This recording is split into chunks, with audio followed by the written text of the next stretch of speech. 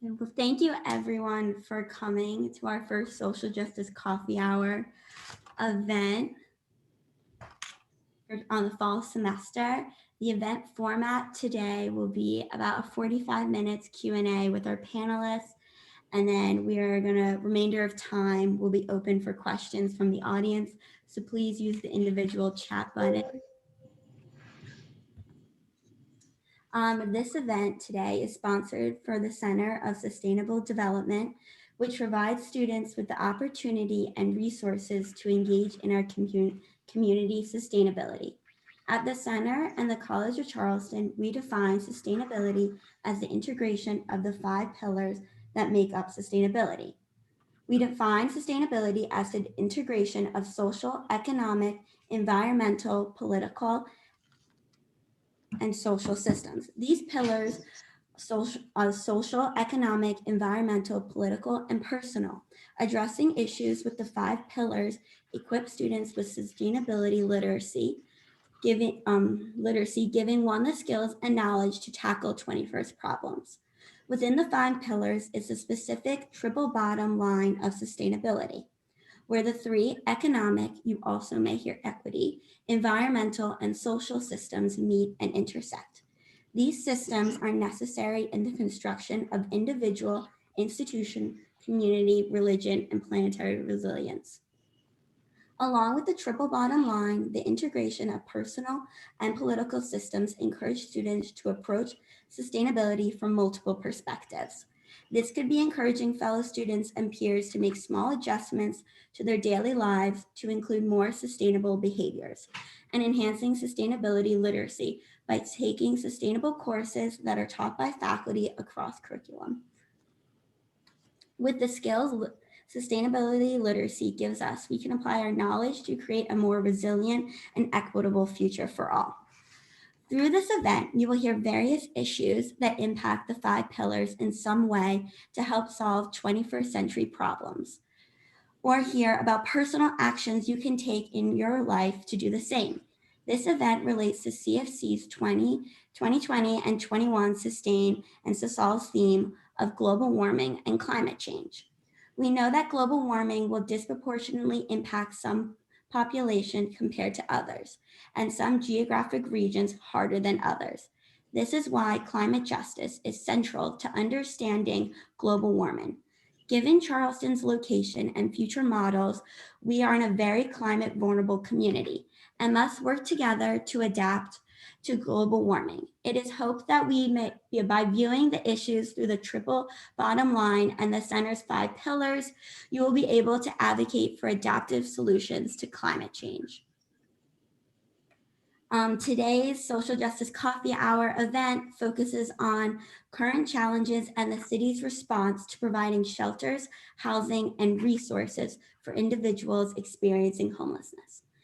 Our most vulnerable communities continue to be affected by climate change and environmental issues. We must take a holistic approach to examining homelessness and the interplay of environment, economic, social sustainability policies.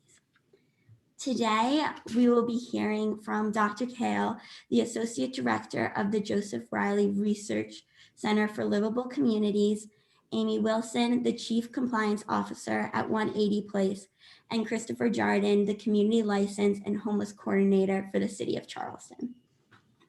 So I would like to start off with a question for the group of panelists. And our first question is, what do you believe is the connection between climate change, huge income disparities, which result in homelessness and new conditions of a pandemic? How has the pandemic amplified mental and physical health issues among those experiencing homelessness?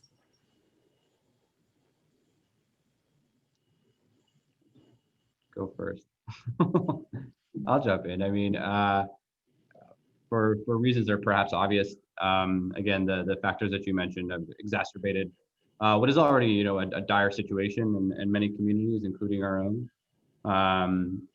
I think that, again, we, like many communities, struggle with a total a lack of affordable housing options compared to the need. That need continually grows.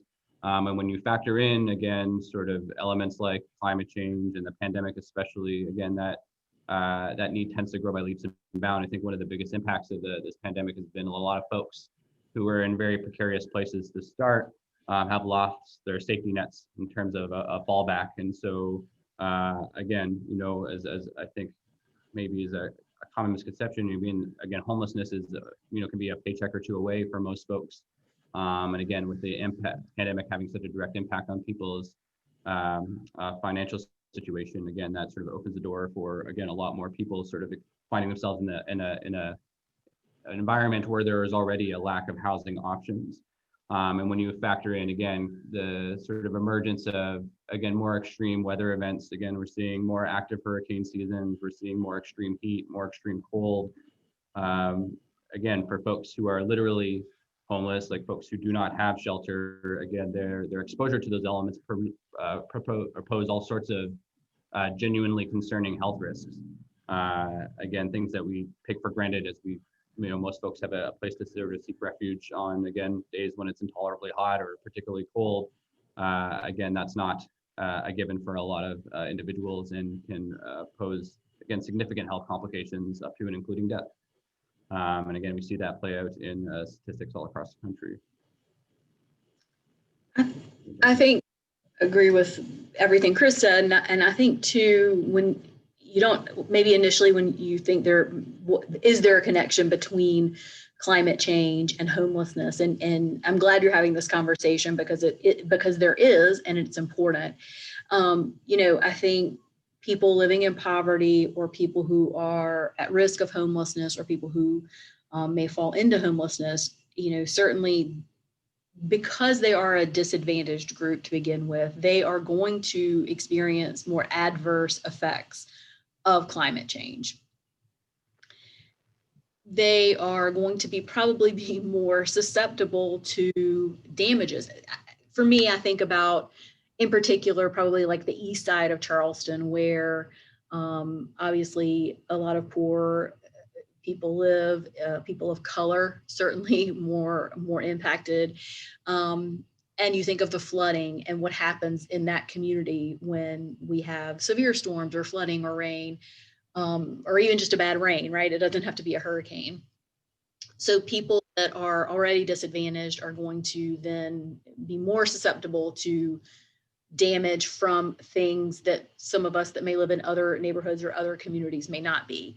And then really once that happens, there's this inability almost to recover from that for a variety of reasons. Do you have, you may not have the best insurance policy, or your house you suffer minor damage, but it may have just been enough to make it inhabitable. And we saw that back in 2015 with the historic flooding that happened in Charleston, that people who may have barely been hanging on, and really throughout the state, but in particular in Charleston, people who may have been living in homes that were barely habitable, but they were, then all of a sudden were not. And if they owned their home, they often didn't have the resources to fix it. If they rented, a lot of times the landlord just weren't willing to make the repairs. And I'd, heard very sad stories, sort of in the months after all of that, from people who just simply lived in places that were no longer habitable because of that. So I think, and then as for the pandemic, I mean, just because you are homeless, you are going to be more at risk. So people that are living unsheltered or doubling up with other people, if you don't have a place, you think about it, what happened in March, right? We all got sent home. Well, if you don't have a home, obviously that's a little more difficult, right? Like, where do you go to be safe in quarantine? And I think that's something that was certainly top of mind at 180 Place, because we, had a shelter full of people and we wanted to make sure they were all safe, and we were doing what we could to protect them. So I think it's really the effects of the pandemic have amplified an already difficult situation for people that are experiencing homelessness. Yeah, I would agree with what both Amy and Chris said. Clearly, for folks who are experiencing homelessness, the consequences of extreme weather, whether it's the heat or the cold or the rain or the wind, are greater. So you're going to see more morbidity, sickness, and higher incidence of death from extreme weather events. I don't have recent data on homelessness, but I am in the field working with the Low Country Food Bank right now on hunger. And one of the things that we're seeing preliminarily in the data is that about half of the individuals who are going through the distribution, the drive-through distribution lines, the first time that they have ever requested free food is post March 1st. So it's the pandemic. So we have a new set of individuals who are now vulnerable who previously were not. So there's a couple of things that happen there. One, the vulnerability in terms of food insecurity has consequences for health as well, because if you're not eating balanced meals or you're not eating enough, clearly that's a problem. But another dimension of it is the toll that it takes on your mental health and your mental well-being. Let me just give a brief anecdote. So I'm in a little community, Hampton, well to the south of here. We're interviewing folks, and I have a father who's got 7 kids. And we ask, is this the first time that you've had to request food, or have you been here before? And it was his first time. I was maybe a 50, 55-year-old guy, I guess. And it was incredibly difficult for him to acknowledge that he was not in a position where he could feed his family. And so I think there's all kinds of emotions, embarrassment, and sense of being defeated, etc. But it was extraordinarily emotional for him to even answer my questions. And so, I mean, you try to do it as gently and as with as much sensitivity as you possibly can, but we do have a new group of vulnerable folks that we didn't have prior to March 1st. And they're hungry, and some of them are homeless now, and some of them are on the verge of homelessness, whether they're couch surfing, staying in hotels for a night or two, that area that's, you know, not quite homeless, but right on that edge. So that's what's going on. I can't add much to what Chris and Amy said about the other consequences for the individuals who are experiencing homelessness beforehand. It just exacerbates the problems for them. I just want to add something quick before we move on to what Bob was saying. I think that you sort of mentioned the question too, the mental and physical health tools, and, you know, Bob talks about again, having lack of adequate nutrition, but even something like long-term sleep deprivation. The average adult needs about 7 to 9 hours of sleep on a nightly basis to avoid the impacts of sleep deprivation. And you think about, again, for folks who are out in the community, who have their possessions with them, again, aren't necessarily sleeping in a particular safe place, it becomes very difficult to be able to find, again, those hours of sleep. You can just sort of pick it up where you can. And that has some very real and tangible impacts on people's cognition and, again, on their susceptibility to illness. So again, you think about things like the pandemic, this represents a vulnerable population, again, from, again, these very tangible ways of just their sort of striving to sort of, again, survive in an environment. You know, there's a stereotype that folks experiencing homelessness are violent or dangerous, when in reality, they're far more likely to be the victims of violence than the perpetrators. So when you factor all those things in, you can sort of see how all these would coalesce to create, again, some significant dangers for folks. Yeah, I would like to add too on the mental health dimension of this. Is it really an illness because you're anxious or depressed with the current conditions? I don't care how much money you have. The situation is dire right now. We're seeing a tremendous increase in the number of cases in almost every state. And we're not yet to the point where we have a plan to get out of the pandemic.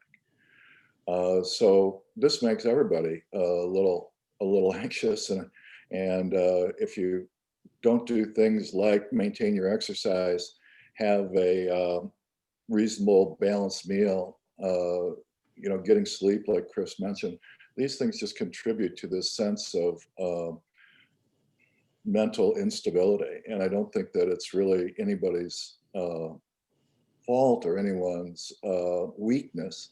It is a natural reaction to the extraordinarily difficult times that we have right now because of the pandemic. But another underlying issue is the climate change. How'd you like to live in Lake Charles, Louisiana right now? I mean, they're on their, what, third or fourth time being hit. People can only take so much, both physically and mentally. And so I think these factors, the pandemic and the consequences of climate change, the economic consequences of the pandemic particularly, add together to create a particularly difficult environment for folks who are vulnerable or near being vulnerable. Thank you for answering my first question. My first question for Dr. Kahle is, according to a recent report by Charleston Youth Count, there was an estimate of 125 to 175 youth living in places that are not fit for a human habitation in Charleston County. What are suggestions you have for the local community to protect youth experiencing homelessness in Charleston? Well, first I'll say that there has been, since the publication of the youth count, a response from the community, and certainly Amy can talk more about the rapid rehousing work that's going on at 180 Place. I believe that grant from HUD was the first new HUD money we'd seen in many, many years. So 180 Place has stepped up and acknowledged the issue with youth homelessness, and the rapid rehousing that they're doing is successful, but not at scale. And I think that's really where we need to go, is at scale. I think another thing that we need to think about in Charleston is that for a city of our size, and you look at our county as well, for a county of this size, you know, how many beds should we have for individuals who are perhaps under 24, 25, however you want to define it, but over 18. Clearly, we don't have enough beds for all of the folks who are experiencing homelessness now, but younger individuals, youth, if you will, who are experiencing homelessness have different needs, and they have different ways of trying to cope. And many of them don't want to be and are not necessarily safe in a shelter with older adults.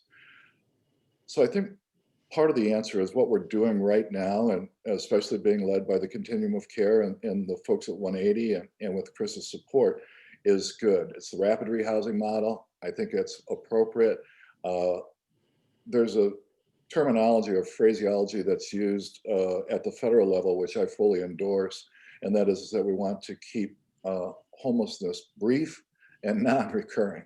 So to the degree that we can get individuals who are younger off the street initially, and then set up the systems, whether it's transitional housing coupled with workforce prep, mental and physical supports for their well-being, I think those are things that we can do. So I think we have the right recipe. We just don't have enough ingredients to make the soup as big as it needs to be for the whole community of individuals we have experiencing homelessness. This is not a policy issue, but I make this recommendation, and I know that some may not find this viable, but I would like to collaborate with a group of leaders that are concerned about this issue to see if we can attract other organizations that provide services specifically to homeless youth or youth experiencing homelessness. I think of Covenant House. There are major operators of homeless shelters in cities throughout the world. Why is it that here in Charleston, we couldn't attract an organization like Covenant House with the specific goal of working with those under the age of 24, let's say, and particularly those young individuals who are being trafficked, sex trafficking. It's a different operation than serving adults. And I think having specialists that know how to work with children who are in this situation, or young people that are in these situations, could be helpful and could take some of the pressure off of 180 Place and the other service providers so that they can focus on the other parts of the population. Thank you. As my follow-up question would be, why are youth more susceptible to food and housing insecurity in Charleston? And when I was reading the report, it talked a lot about how homelessness disproportionately affects the LGBTQ youth. And I was wondering if you could mention that a little more. Yeah, I'll go briefly. I could do another half hour on this, but I promise you I won't.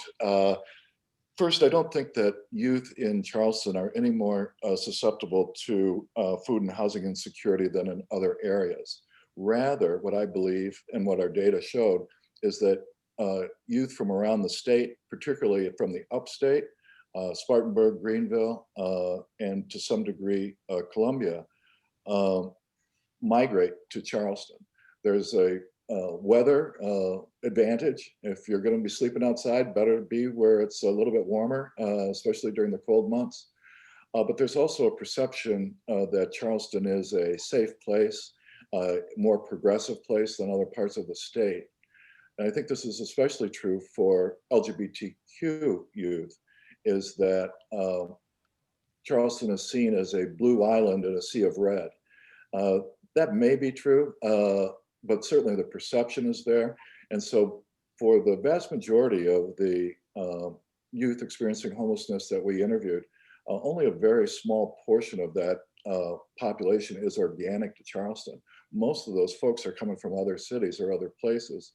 And it's particularly true for LGBTQ kids because they're looking for a place that will be less discriminatory, more open to folks who are homosexual.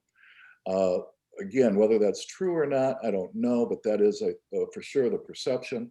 And we certainly heard story after story of, kid getting kicked out of the house at 18,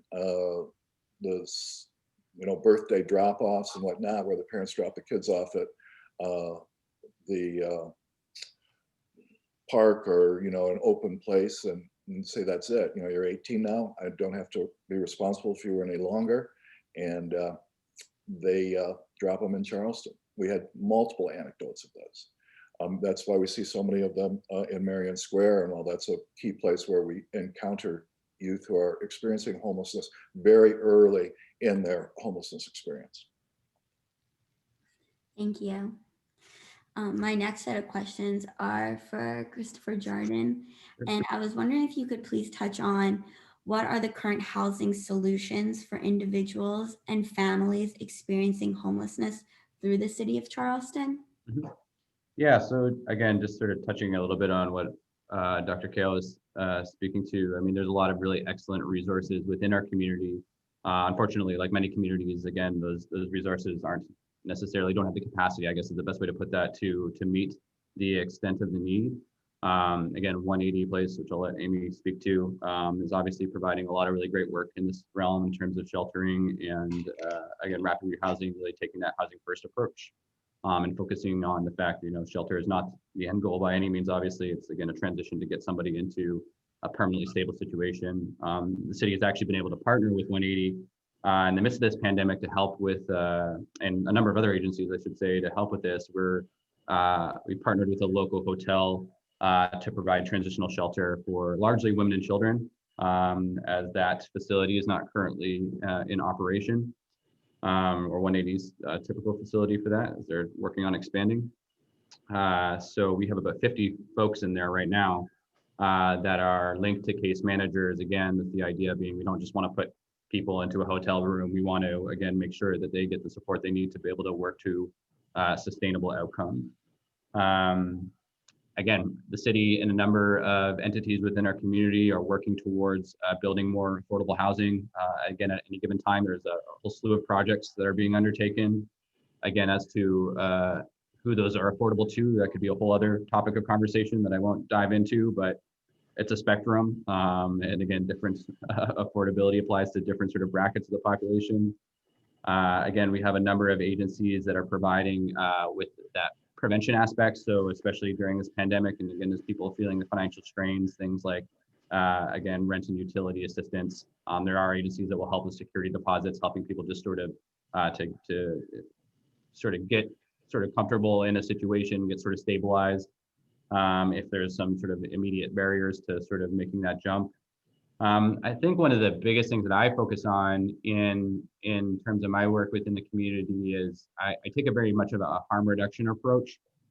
And I think, being perfectly honest, it's unrealistic to think that we're going to house everyone who needs housing in our community in any kind of timely fashion.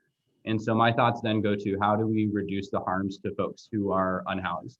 How do we keep them as safe and healthy as humanly possible until such a time as those opportunities do become available? One of the ways that I think that we can do that is through collaboration. I tend to be a broken record about that, and something I'm really trying to sort of aspire to in our community is building stronger collaborative networks amongst the agencies to use, again, our often limited resources creatively to be able to sort of fill some of those gaps. One thing that we're looking to right now, and something the city, we recently hired a full-time outreach worker. We've seen some additional outreach capacity in the community, is having folks who are literally able to go out into the community, onto the streets themselves, and interact with folks who might not be engaged with services. I think a lot of time, again, Charleston's not unique to this, our service model is to expect folks to come to us. And I'm really trying to sort of shift a focus to what are ways that we can, again, bring services to folks out in the community who might have some barriers to accessing those supports. Again, for the reasons that we were talking about before, with like things like sleep deprivation and mental health concerns. Again, there might be, again, limited capacity to, again, make it across the city to a service. To walk through a door might be an intimidating barrier. Filling out paperwork, stuff like that we take for granted. I think that's a simple thing could be a significant barrier for folks. So how can we reduce those barriers as best possible and support people in their journey to being well, even if, again, that's not necessarily housing in the immediate. Thank you. My follow-up question is about climate change will touch every American community in some way, and how do environmental factors in Charleston, what we discussed, coastal flooding, hurricanes, heat, how do these impact the ability to provide supplies, housing, and food for individuals experiencing homelessness? Yeah, well, on a very practical level in Charleston, I mean, just again, the rising tides are very literally limiting buildable land. So again, there's less places to build new housing. It's also putting in jeopardy the housing stock that does exist, as again, more areas become more flood prone. Again, we're more fortunate than other communities. Again, as Dr. Kahle mentioned, like in the South right now, we think about, again, communities that are already struggling, that are devastated and have housing destroyed and are sort of, taking away from what is already a limited supply. And with regard to the climate change, again, the frustrating thing is that, as these opportunities are becoming lessened, the need is becoming greater. Again, as our population grows, again, as those environmental factors become more and more of a risk, again, the temperatures, rise or drop, whatever the case may be, those extreme weather events come more and more frequently, people are in jeopardy. I think about this every time, like we have a colossal rainstorm. I think about this tonight. Again, we get a heavy thunderstorms, and I think about the folks who are out in the community who don't have a place to seek refuge from that. Unfortunately, due to the pandemic, that is really, again, exacerbated that. Again, our hurricane response in terms of our congregate sheltering during extreme weather events was decimated by the pandemic. I think it was like several thousand last year, went down to, again, just a few hundred this year. And thankfully, knock on wood, we haven't had cause to even use those shelters, but just if we did, I don't know what sort of what's going to happen because, again, those options were so limited. We think about the faith communities that have typically taken on warming centers in our community have been unable to provide that in the same way. And so the city actually has taken that on as an initiative. We'll be operating a center out of the Arthur Christopher Rec facility, but that's still just 80 people. Last year, it was around 55 people that were utilizing that service a night. There was one night in January, there was 120 people. So significant needs. Again, that need is growing. Very difficult to sort of navigate that within a pandemic environment. But again, this is where it really takes that collaborative spirit and sort of thinking creatively around how we can find workarounds. Again, there's been a thrust to sort of limit sort of interaction with clients when, perhaps clients are more in need than ever. And so you're seeing agencies, all across the country think about innovative solutions to sort of continue that service and expand that service, even when, again, those risks are there because it's so absolutely necessary. I'd say another piece to sort of the environmental factors is even just they're increasing our capacity to sort of get the messaging out there to our citizens around what the options are. Again, folks who are, living out in the community often don't want to be found. And so how do we find sort of effective mechanisms for getting the information to folks to say, hey, there is a place that you're able to go. Or just, and that, again, that we talk about homelessness in a very literal sense, but we think about, again, any number of folks in our community who are in a precarious housing situation, again, who also don't have the financial ability. We talk about like mandatory evacuations, they actually have like the wherewithal to get in a car and go somewhere else and be away from work and all those kinds of factors that we don't necessarily think about, but again, drastically limit the sort of the realisticness of utilizing those services. So again, how do we increase that messaging? How do we support people to, again, be able to make use of those resources that do exist? So challenges, but again, constantly working to, again, come up with, again, creative solutions. Thank you. I would like to open that question up to the group actually about how are individuals experiencing homelessness affected by rising water, extreme weather, and climate change? So kind of addressing the same thing. I mean, I think sort of what we talked about in the first question or the first answers is, again, for those that are literally living outdoors, it's a direct threat. For instance, probably in April, maybe, a real panic started to set in amongst the leadership at 180 Place about hurricane season, because there has not been a year that's gone by, gosh, I don't know, at least the last 3, 4, maybe 5 years where we haven't had to evacuate. And to be quite honest, when we evacuated our clients last year to Red Cross shelters, the conditions were, less than desirable, let's say. Sleeping arrangements, food, it was a problem. So we really started to be concerned that if it's like that in a normal year, what is it going to be like this year? So we really started looking at alternative arrangements. And I had a contact at an organization in Rock Hill, and they're a day center, but they're on a large campus. And so we connected with them and we got an MOU in place, and they were our evacuation location if we were to need it. And I say that like it was, it wasn't as quick or as easy as that I just made it sound. It was months of planning and trying to figure out what we needed, what we would need to do. We actually, it's that endeavor was a price tag of about $50,000 to do what we needed to do to take the number of people we were taking, the staffing, the food, everything we need. So we requested that funding through some of the CARES Act funding that's been flowing. So we were fortunate to have that as a resource this year. But thankfully we haven't had to do that yet. If we can make it, if we can make it another month, we'll be okay. But it's every year we start to get a little nervous, when hurricane season starts. But this year it was especially concerning because we had to have a safe place. We have to have a safe place to evacuate people to, and we really don't get. Even in the city and the county and local municipalities, there's not a lot of working together. There never really has been around hurricanes and evacuations. It's been somewhat territorial. And so a lot of times people that we serve are people who are maybe don't have a means of evacuating, sort of get caught in that crossfire a lot of times. So we really just decided this year that we were going to have to take it upon ourselves to come up with a plan. And thankfully we did, because Chris is right. The Red Cross shelters I think we're maybe going to be at about 30% of their capacity than in previous years. So that's obviously been concerning.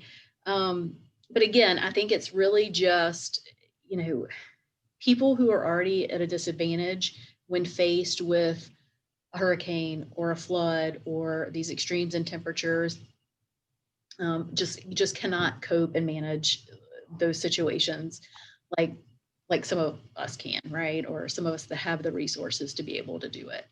And of course, that just makes their situation worse, right? It's just sort of a cycle. Yeah, I'd like to add to what was said by Chris and implied by Amy, and that is that maybe folks don't realize it, but not only do we have the increased demands from the pandemic, we have a pretty substantial reduction in volunteers. And that's because many of the volunteers are 65 plus, and they are rightfully concerned with contracting the virus in the, whether it's providing the warming center or the food pantry, whatever it might be. So for the providers, again, I'll go to the food side because I'm more knowledgeable of that with recent data, is not only has the food bank seen a doubling, tripling in some cases of their demand, but they've seen a dramatic decline in the number of pantries that are operating. So it's really made them shift their model from a client choice model where you walk into this nice pantry and it's kind of like a grocery store and you get your stuff and all of that. That's not the way it's going on anymore. These are drive-throughs, touchless. Click your trunk open and the volunteer sets it, the food in your trunk, and you're on your way. That's fine, but finding the volunteers to do this is a challenge. We are now using some of the community emergency response teams, CERT. I think I've got that right. And some of these little communities, and they've been great. But you talk to them, they say, well, so-and-so's not here and so-and-so's not here and they're not here and not here, so we're shorthanded. That's because they're either have gotten sick or they're concerned with contracting it. So this isn't to blame anyone who can't volunteer like they did before, of course not. But you have to consider the risk that our volunteers have. And this has shrunken the overall pool of volunteers that we have, which puts more pressure on people like Amy and Chris and the others that are in positions trying to serve those experiencing hunger and homelessness.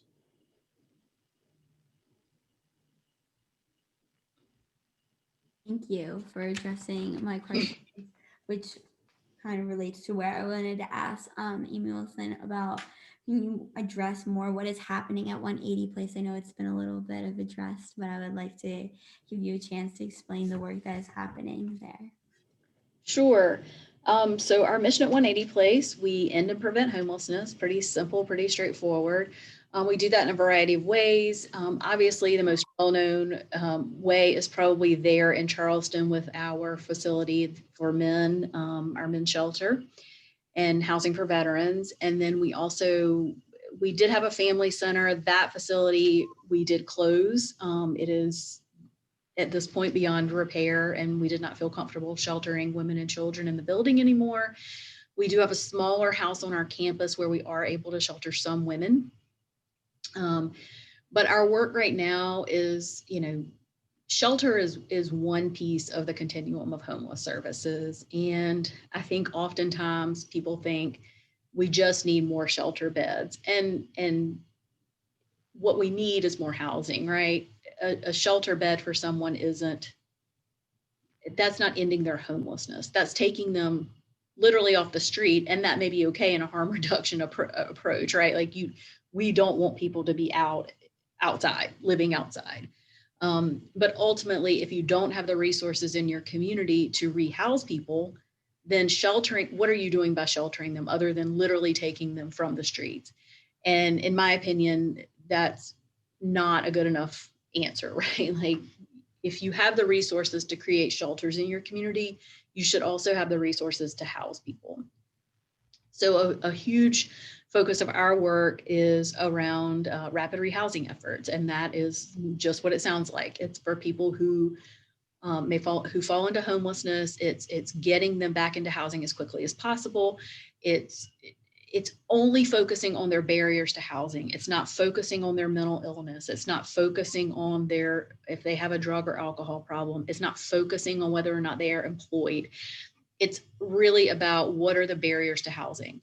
If your barrier to housing may be that you have 5 evictions on your record, okay, what can we do to mitigate that? The ultimate goal is getting you into housing. We do that through a variety of funding sources, primarily, or I should say all federal. We don't have any, there's no state or county or municipality level support for homeless services outside of a little, well, and I don't think it's going to happen this year at all, a small pot of money from the city. Everything else is federal pass-through money, but it's money that can be used to pay rent. And it's sort of funny, but it's always true. I was like, money is one, or homelessness is one issue that money actually can solve, because money means putting people into housing and paying their rent for as long as you need to until they're stable.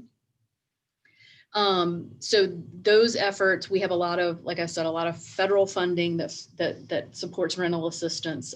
A big portion of it is for veterans.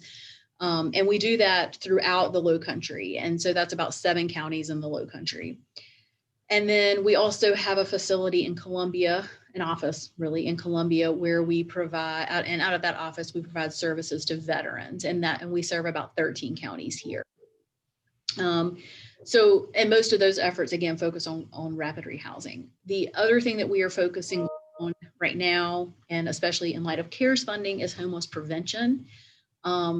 And with homeless prevention, it's truly about preventing homelessness. It's not necessarily about preventing evictions.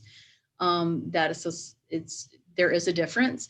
There are a lot of people who may be facing an eviction or may get evicted, but actually never become homeless because they have family, they have friends, they have other resources. So really trying to focus those funds on people that without that assistance, they would become literally homeless. And that's just based on a lot of research that was done back in 2009, 2010 with federal funding that was provided through that stimulus. And understanding that in a lot of cases where people may be on the brink of losing their housing, a lot of people are able to sort of figure it out. And it may not be, you may not think it's the ideal solution, but if it means someone, even if it means you're living with family or living with friends, if you're not homeless, then we really want to focus our resources on people who have no other options and will be left out on the street without housing or without support. And that may sound, I don't want that to sound harsh, it's just the reality of there aren't enough resources. So you have to help the most vulnerable. You have to help the people that without that assistance, they could literally die on the street. And that's, you don't want to think about it in those terms. You want to be able to help everybody, but that's really, as providers, what you have to do. It's prioritize those people who are most vulnerable.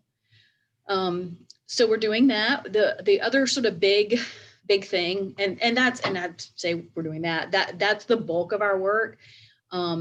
We get about $5 million in federal funding annually. That's probably going to double in the next 2 years, just because of a lot of the stimulus funding, this first round of CARES Act.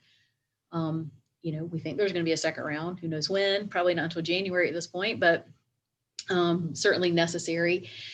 The other big thing we're doing is we are building an affordable housing complex, an apartment complex. It is on the peninsula. It's at the site, it's at 573 Meeting Street. It's the site of our old shelter that was torn down.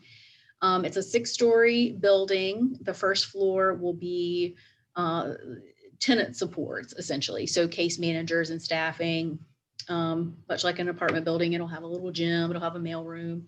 The second floor of that building is actually going to be what is our new family shelter. So it'll be about 65 beds for women and children. We have designed it to be different than our previous family shelter, which was barrack style.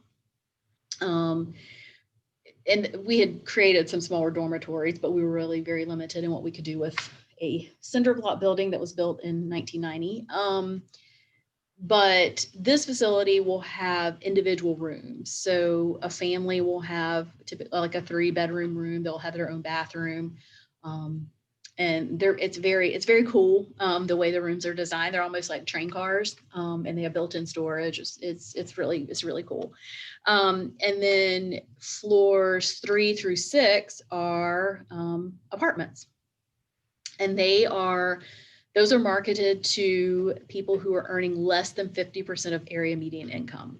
So it could be that, we have people earning 30% of area median income, or you may not have income at all. And that is just not the type of affordable housing that's being built. And oftentimes we hear affordable housing in our community and we think of, teachers and firefighters and policemen, and certainly they all need affordable housing too, but this is a level of affordability that nobody thinks about. It's for people that are exiting homelessness, who may only ever have $700 or $800 a month in income. So the project is about a $25 million project. It's 70 units of affordable housing. So affordable housing is not affordable to build, but that's not the point. The point is that it's affordable for the people that live there. So we've been raising money, and we are, it will be a tax credit project, which brings on a whole new layer of difficulty and expense. But certainly for the long-term sustainability of the project, we want to have as much of it. We want it to be it's not going to be debt-free, but as close to debt-free as possible, because that just ensures the long-term affordability of it, and that we can keep it at that level for people that are earning less than 50% of the area median income. So we should be breaking ground on that next year. It did get us slowed down a little bit because of the pandemic, like everything else, but the plan would be to break ground next year. Someone asked for a clarification. Will this assist the elderly population of fixed income, or is this only for women and children? Just to clarify. The affordable housing, those 70 units those will be for anyone earning less than 50% of area median income. And we are targeting people who have had a previous experience with homelessness. There are some other projects that are specific for the elderly population. Certainly we're not, if you're income eligible and you have that previous experience with homelessness, we will, you can rent an apartment. I mean, this is truly, you will have a lease. 180 Place will not be the property manager. We will have a company that does that work. I mean, this will truly be, this is not transitional housing. This is not, people will have leases, and you can stay there as long as you want to, unless you break your lease, so it's that kind of project, but really geared towards, we feel like primarily it's going to be individuals. We do have some 2-bedroom units, but the need is really among single individuals. I mean, that's still that's still who is homeless in our community. We certainly have homeless families, and that is certainly some people that we want to not be living unsheltered or in precarious situations, but the largest percentage of the homeless population are still single individuals. Thank you for the clarification.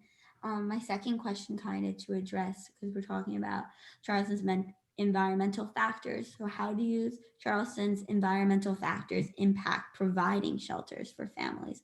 Kind of almost going back to what you were talking about during mandatory evacuations, how are resources available for people?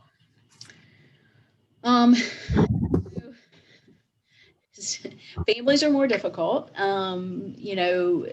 as far as certainly being in a Red Cross in, let's say, in previous years, we would, if we had to, we would evacuate families to Red Cross shelters. We really try to work with individual families, particularly like in the situation of an evacuation, if they have a place they could go. So even if it's sending them with food, because you can come, somebody says you can come stay here, but you can't eat my food in my house. Like, so we'll send food with you, or, you need you have a car and you could go stay with family, but you don't have the means to get there. Well, we may give you a gas card. So if we can get people to a safe place that isn't like in previous years, a Red Cross shelter, we did that.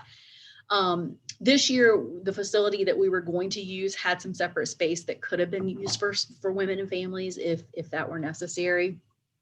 But ultimately, you know, and we may not be sheltering as many people now, but we are still housing people. And that's the most important thing, right? Like, you don't have to come to the shelter to get housed. We've housed plenty of people from working with Chris and the hotels and providing services there.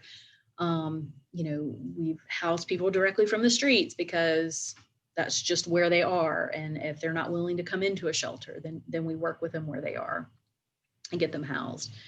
But yeah, we're sort of all over. We're in 20 counties, we're working in hotels, we have people in the shelter, we have, you know, people housed throughout the community that we're still seeing because we follow people for months and months after they move into their own place, just to make sure that they, you know, have stabilized. If they need help or assistance, we keep doing that. So in any given month, we're working with between 600 and 700 people, either we're on the streets or in housing or in the shelter.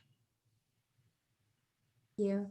I have one more question before we have a couple questions from the audience, but for change to occur, we must implement innovative policy. What policies at the local and national level should be implemented to protect our homeless communities? And this question is open to any of the panelists. Go ahead. So I think a couple of things. Really, the number one thing we need to do as a community is to not criminalize homelessness, which happens in a lot of communities in a lot of ways. I think there are some things we're doing within our own community right now that is doing that. It gets couched in all kinds of other terms, but that's what it is. And I think we have to be open and honest about that and speak out about it. I think at the state level, we need to expand Medicaid. That was a huge mistake. That'll probably never change in South Carolina, but that gives people a resource, right? I mean, that gives them the support. It provides them the health care they need. You know, those are kind of two. There's other things, but I don't want to monopolize the whole conversation. I think at the federal level, it's really supporting the policies and the, you know, the funding that is already there, and asking our elected officials to continue to support those programs. So like all of the homeless assistance programs, and every year those programs have to have an increase just to keep people who are already in housing housed. So it's not flat funding doesn't work in homeless services, because if you're housing people and you're paying their rent, it goes up every single year. So advocating, and used to be able to go to conferences. I would go to DC every summer, and we would go to Lindsey Graham's office or Tim Scott's office. May have fallen on deaf ears, but we went and advocated for that. And there are ways to do it now that don't require you to go visit your elected officials, but that's always important, that we have to support what's already happening at the federal level and encourage it to increase every year, because that's the only way to keep up and continue to serve, you know, more people. But yeah, Bob is right. I mean, our ultimate goal is the way ending homelessness. We all understand that there are always going to be people falling into homelessness, but if you have the resources in your community to make it rare and a brief experience, then you know, then you're starting to do something right. And Amy, you sort of spoke to this a little bit earlier, but I mean, just additional resources. I think as a society, we tend to take a very reactionary approach to issues like homelessness. And again, so sort of funding is coming out in sort of a piecemeal fashion that sort of addresses like sort of the immediate concern, but doesn't look at the broader picture. Would it cost a substantial amount of money to house everyone in our community or any community who needs it? Yes. But in the long term, would it save money? Absolutely. There's no shortage of studies that show that it is far more cost effective to house people than to invest all of the resources into the issues that stem from a lack of housing in the community. So advocacy, state and federal level for additional funds would be one that I would again, just to sort of, again, validate what Amy's speaking to. I would further validate on a local level, again, moving away from, a ticketing, incarceration, enforcement approach. Again, no shortage of evidence to show that that's ineffective in curbing these issues. Moving towards a more social work focus or wraparound supports. I think a lot of the time when we're talking about these issues, we talk about them in general terms and in broad strokes. What we fail to realize is at the end of the day, we're talking about individuals with a unique set of circumstances. And so there is no one size fits all approach. There's no catch-all. This requires individualized relationship building and connections and wraparound supports. And that's going to look different for every last person. So it's sinking more resources into, again, that area where folks can sort of come alongside somebody, help them identify what their goals are and sort of work alongside them to support those efforts.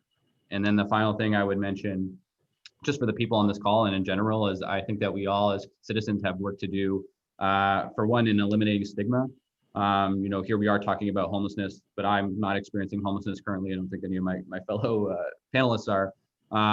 And I think a lot of the time, again, we fail to talk to the people who are being directly impacted. So I'd encourage you all, if you're interested in this, if you talk to folks, like learn about their experiences, learn about their stories. Again, a lot of the conceptions that we have as a community or as a society are not grounded in facts or reality. And you will quickly learn that when you get to know somebody and talk to them and have a conversation. So I think stigma is such a huge barrier to so many of these issues, from the federal level all the way on down. And if we can all do that work internally of stopping to reflect on why we think the things that we do, that is really where a lot of this work can start and end ultimately. Yeah, I'll just add one point, if I may, and this hasn't come up yet, but I know it's consistent across the three panelists. We need a stronger Department of Social Services, and we need to dramatically improve our foster care system. So many of the youth we see becoming homeless are coming out of the foster care system. Even when we've got that 18 to 21 bridge, some people aren't aware of it. Sometimes the young person doesn't want to do it. So when they age out at 18 or at 21, they don't have the skills or the resources to make it on their own. And we know that that's a key part of it. So we need a fully functional, scaled Department of Social Services, or if we're not going to do it there, we got to find other places that are going to provide that service from the state. And South Carolina, unfortunately, is extraordinarily weak in that one dimension of the safety net. And so it puts more pressure on homeless service providers, as referenced by my two other colleagues on the call. Thank you for answering that question and talking about the need for social services, because I was looking at some of the questions and people really wanted to know like what they can do as community members, as students, like to help. And I'm hoping that this conversation really opens people's minds and ideas about what it means to people for experiencing homelessness and what we can do. Just to follow up, I wanted to thank our panelists for discussing rapid rehousing, mental health, the need for specialists, the need for more volunteers, and how that is becoming a barrier, especially in light of our health crisis. I'm encouraging everyone, our next social justice coffee hour event will be co-hosted with MUSC on COVID and environmental justice. Will be happening on November 18th from 1 to 2 p.m. I encourage everyone to attend, and I want to thank our panelists again for all the information that you shared with us today.